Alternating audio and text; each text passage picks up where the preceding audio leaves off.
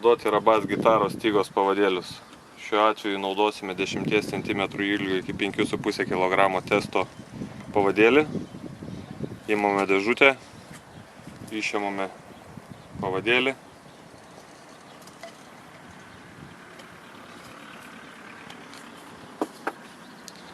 Per vieną pavadėlio auselę mauname valą.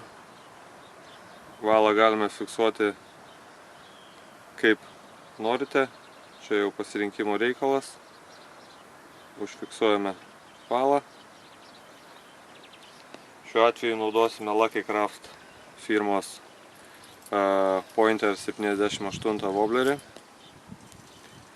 Kitą pavadėlio galą lengvais rankos judesiais atsukame.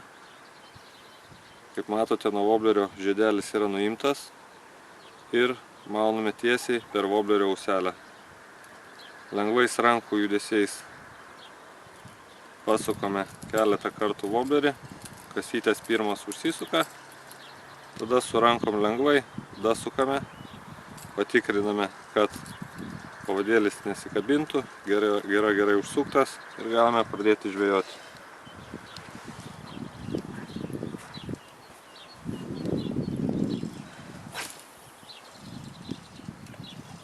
Darome metimą ir laukiame žuvies.